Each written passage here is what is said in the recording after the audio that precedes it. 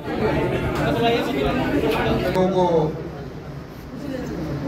मेरा नमस्कार, अस्सलाम वालेकुम और सत श्री अकाल। सभी पत्रकार जो जम्मू कश्मीर में पूरे जहां जहां आपकी आवाज पहुंचती है, सभी को मैं एक विनम्र प्रार्थना करना चाहता हूं। ये जो अवतार सिंह जिसने शहादत दी, आज की डेट में जिस जमीन के कारण ये बात हुई, ये मर्डर हुआ, आज की डेट में रेवेन्यू रिकॉर्ड में से रिपोर्ट आ गई कि ये जमीन इसी परिवार की थी। क्या ही अच्छा होता ये रेवेन्यू ने पहले एक्ट कर लिया होता और ये मर्डर ना होता। लेकिन आप सोचो कि ये जो मर्डर है, आज हमें क्या जरूरत पड़ी है दोबारा प्रेस के सामने आने की। ये सरदार बलबीर सिंह जी जिन्होंने अपना बेटा खोया है, ये उसका भाई है, छोटा भाई मनजीत सिंह जी, ये उनके चाचा जी हैं, ये उनके रिश्तेदार सारे, मामा जी वगैरह सारे एकत्रित हैं परिवार। और मैं आपको ये बताऊं कि हमें बड़ा भरोसा था पुलिस प्रशासन के ऊपर। आज हम गुहार लगाने आए हैं अमित शाह जी से। सत्र चल रहा है कि आज भी शरदपुरी जो कमिश्नर सेक्रेटरी संजीव वर्मा के फादर इन लॉ हैं, जिनका टेलीफोन नंबर अभी मैं आपको दूंगा, आप ट्रू कॉलर पे जाएंगे, वो बता रहा है शरदपुरी, और वो बता रहा है कि वो कहां बात करता है मर्डर से पहले, वो कहां जाके जो आगे जिन लोगों ने ये किया है, पुरुषोत्तम उसके दफ्तर में बैठ के मीटिंग करता है फाइनल, वहां से वो सारा आगे निकलता है, उनको पूरा प्रोत्साहन देके आज काम खत्म करना है। उसकी सारी कॉल डिटेल्स आ रही हैं। वो मुझे बुला के बात करता है कि ये प्लाट मेरा है, जबकि मैंने कहा ये प्लाट तो इनका नहीं है। इन सारी बयानों के बाद, पूरी खोजबीन के बाद, आज भी पुलिस प्रशासन उसको अरेस्ट करने के लिए कतरा रहा है, क्योंकि संजीव वर्मा का प्रेशर है। इसलिए हम अमित शाह जी आपसे गुहार लगाते हैं, ये आपकी पुलिस है। एलजी साहब, आपके कहने के बाद पहले तो बड़ा अच्छा शुरू हुआ, लेकिन आज की डेट में पुलिस का प्रशासन उसको बचाने में लग गया है। जो कि ऑफिसर जिसने साथ होकर इस पूरा मर्डर करवाया है और किसी मारने वाले को ओए तक नहीं बोला, उसको अरेस्ट करने में दिक्कत आ रही है। पुलिस को बचाना चाह रही है पुलिस।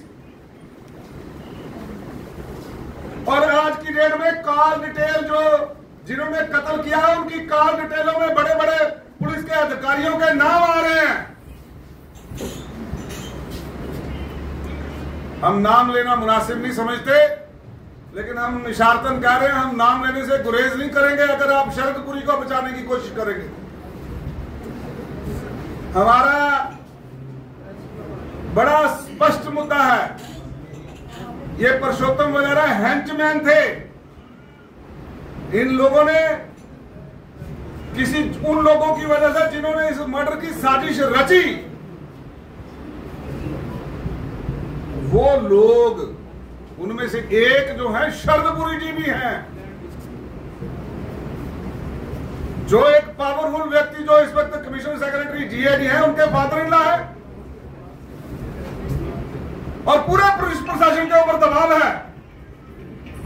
सिट को इंडिपेंडेंट तरीके से काम नहीं करने दिया जा रहा, मुझे लग रहा है, वरना आज तक वो अरेस्ट हो जाता। मेरी बेनती है पूरे जम्मू वासियों से, सभी लोगों से, सभी वर्गों से, कितने बच्चों को की शहादत देने के बाद हम जम्मू के लोग इकट्ठे होंगे।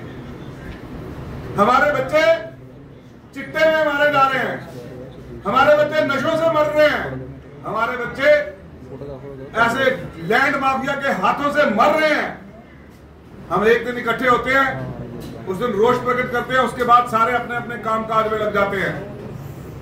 वो किसी की बात याद आ रही है, किसी ने बुजुर्ग ने कहा था ये अकेले अकेले लड़ोगे तो वो 4 लकड़ियां दी थी, वो चारों टूट गई। जब चारों इकट्ठी हुई तो तोड़ नहीं पाया था कोई।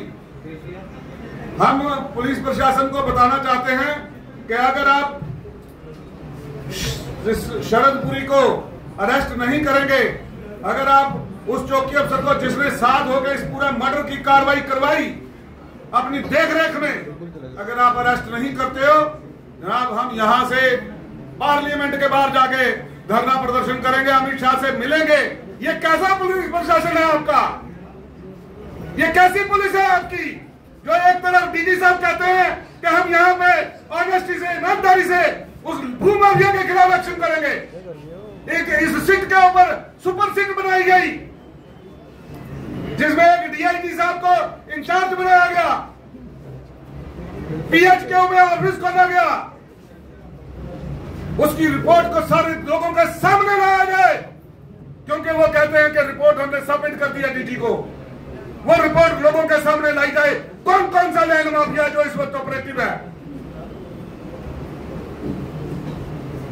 बहुत सारी जमीनों के अंदर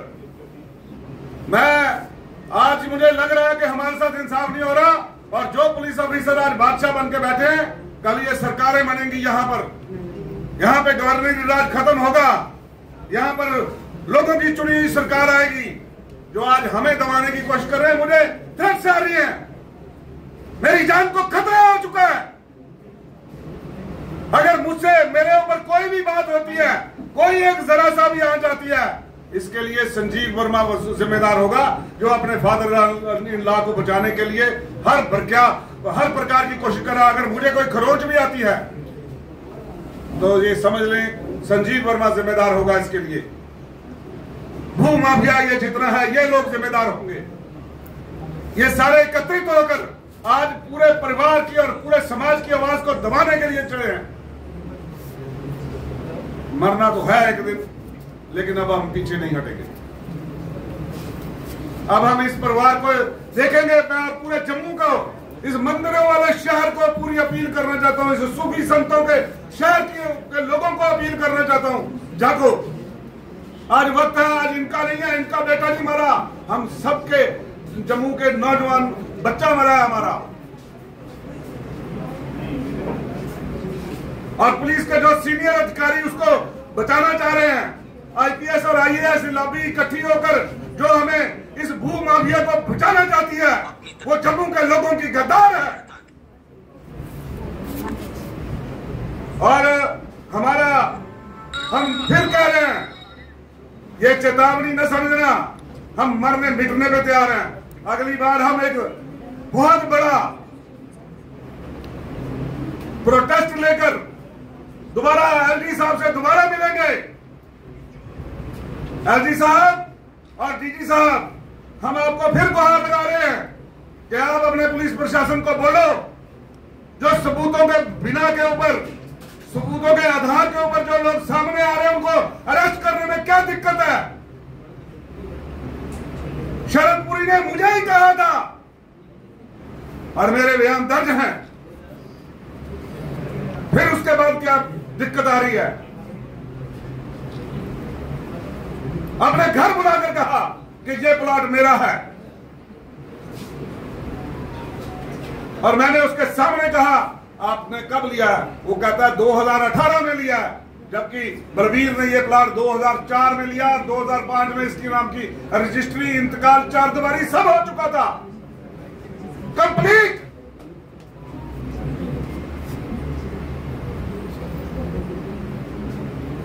आज 20 साल बाद वो इस प्लॉट के ऊपर इसलिए घुस रहे थे क्योंकि इसकी कीमतें ज्यादा हो चुकी थी। मैं आप सबसे दोबारा बेनती करना चाहता हूं और पूरे प्रेस को अपील करना चाहता हूं कि आप ही वो आवाज हो जो लोगों तक पहुंचाएंगे, आप ही वो लोग हैं। ये टैग करें एलजी साहब को, ये टैग करें डीजी साहब को कि नीचे का पुलिस प्रशासन जो जम्मू संभाग का है, वो आज कहीं ना कहीं शरदपुरी को बचाने में लगा है और मेरी जान के ऊपर थ्रेट्स आ रही है बार बार। मुझे दाएं बाएं से समझाया जा रहा है, कोई समझाने के तरीके से थ्रेट देता है, कोई सीधा सीधी बात कर रहा है। तो मैं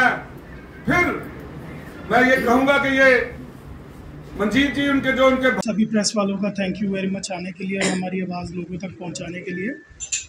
जैसे तरनजीत अंकल ने कहा कि जो सिनेरियो चल रहा है, हमारी प्रेस कॉन्फ्रेंस का यही रीज़न है कि पुलिस को जो सिट है उसको इंडिपेंडेंटली काम नहीं करने दिया जा रहा है, जिसकी वजह से कि अभी 2 महीने से ऊपर हो चुके हैं और जो पुलिस चौकी ऑफिसर सबसे पहले अरेस्ट किया जाना चाहिए था, जिसके खिलाफ इनफ एविडेंस है। अवतार ने फेसबुक पे पोस्ट किया वीडियोस पे, काफ़ी वीडियोस हमारे पास भी हैं, उसके बावजूद उनको अरेस्ट नहीं किया जा रहा। तो ये मतलब पिछले 60 दिनों से हम यही देख रहे हैं, जिस तरह से पुलिस ने काम करना शुरू किया था, धीरे धीरे वो उनका प्रोसेस स्लो डाउन हो गया। कहीं ना कहीं पे जो है हाई ऑफिशियल्स की तरफ से प्रेशर है। हमें यहाँ तक भी पता लगा है कि इसमें काफ़ी हायर ऑफिशियल्स पुलिस के इन्वॉल्व हैं, क्योंकि पुरुषोत्तम के साथ लड़ाई करने से पहले और लड़ाई के बाद पुरुषोत्तम के फ़ोन से किसी हायर ऑफिशियल को कॉल हुई है, जिनकी गाइडेंस के थ्रू ये हुआ है। नीचे एक चौकी ऑफिसर इतना कुछ नहीं कर सकता, सीनियर ऑफिसर्स इन्वॉल्व है। शायद एक को बचाने की बजाय सबको बचाने की कोशिश की जा रही है कि किसी और का पर्दाफाश ना हो, इसीलिए चीज़ें स्लो डाउन की जा रही हैं। तो मेरी रिक्वेस्ट है एलजी सर से, अमित शाह सर से और ख़ास करके हमारे प्रधानमंत्री पीएम नरेंद्र मोदी सर से, प्लीज़ इस चीज़ को देखा जाए। पिछले 5 साल से हम लोग जो है एप्लीकेशंस डाल रहे थे, पीएमओ ऑफिस में ग्रीवेंसेस डाली हैं, गवर्नर ऑफिस में भी डाली थी और अपॉइंटमेंट प्राइम मिनिस्टर सर की अपॉइंटमेंट के लिए भी हमने ग्रीवेंस डाली थी इस चीज़ को देखने के लिए। मेरे फादर आर्मी से रिटायर्ड हैं, 23rd पंजाब रेजिमेंट लौंगेवाला, उनके रेफरेंस के थ्रू ही हम ये डाल रहे थे। और रिसेंटली 1.5 वीक पहले हमने 2 ग्रीवेंस जो है अपॉइंटमेंट रिक्वेस्ट डाली है prime minister Narendra Modi sir को और डिफेंस मिनिस्टर राजनाथ सर को भी, इस बारे में मिलने के लिए, क्योंकि हमें लग रहा है कि पुलिस जो है इंडिपेंडेंटली काम नहीं कर रही है, पुलिस जो अंडर प्रेशर है। काफ़ी चीज़ें हैं, अगर उसको बताने बैठे तो आई थिंक काफ़ी टाइम प्रेस का भी लगेगा, हमारा भी। हम चाहते हैं कि चीज़ें जो हैं वो जितनी जल्दी एक्शन हो रही हैं, हमने जो हमारी तरफ से पुलिस को एविडेंसेस चाहिए, जो भी इंफॉर्मेशन चाहिए, हम पूरी कॉपरेशन के साथ सारी चीज़ें उनको दे रहे हैं। हर पुराना, जैसे कि आपको पहले भी बता चुके हैं कि मौके के ऊपर जो हमारा कैमरा इंस्टॉल था, जो इन्होंने तोड़ा, पुलिस वालों ने तोड़वाया, पुनीत शर्मा ने, इस चक्कर में उन्होंने तोड़ाया कि उसके अलावा एविडेंस शायद कोई नहीं है। और जो फ़ोन हमारे ले गए हैं फादर साहब के, अवतार का फ़ोन जिससे वो रिकॉर्डिंग कर रहा था, अभी तक 3 फ़ोन मिसिंग है, कैमरा मिसिंग है, 2 चेनें मिसिंग है। इनमें से कुछ भी रिकवरी पुलिस नहीं कर पाई है, जो कि बड़ी विचित्र बात है कि 60 दिनों में पुलिस, चाहे टूटा हो फ़ोन, किसी भी कंडीशन में हो, उसकी कुछ तो रिकवरी होनी चाहिए। किसी भी चीज़ की कोई रिकवरी नहीं कर रही। शायद अवतार का फ़ोन तो हम मान सकते हैं कि इसलिए कि उनको ये डर है कि इसके अंदर जो एविडेंस है वो ना कहीं पुलिस के सामने आ जाएगा। बट मैं पब्लिकली ये बताना चाहता हूँ कि जो एविडेंस अवतार के आईफोन में रिकॉर्ड हुआ था, वो अवतार का बैकअप जो है उनकी वाइफ के फ़ोन में और मेरे फ़ोन में है। नियर अबाउट 24 वीडियोज़ हैं, एक्सेप्ट जो फेसबुक पे इंस्टॉल की थी। 6 videos live, I think 6 videos हैं जो अवतार ने फेसबुक पे डाली थी। उसके अलावा 24 और वीडियोज़ हैं जो हमारे पास एविडेंस पड़ा है। इतना एविडेंस होने के बावजूद भी अगर पुलिस इनको नहीं अरेस्ट कर रही, तो I think there is some other black sheeps on the upper higher end जो ये काम नहीं करना चाहते। क्योंकि और ठीक है, मेरा भाई मरा, ठीक है, मैं नहीं ये चाहता कि किसी और का भाई मरे इसी सिनेरियो के अंदर।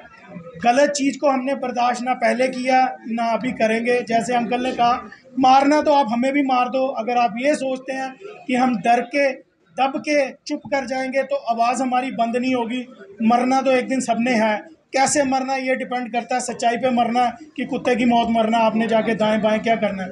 पुलिस ऑफिसर हैं जितने भी इसमें इन्वॉल्व हैं, बच्चे सबके हैं, कहना नहीं चाहिए, लेकिन हो सकता है किसी दिन आपका बच्चा भी इस चीज़ का शिकार हो, मे बी लैंड माफिया का ना हो, नशे का शिकार हो।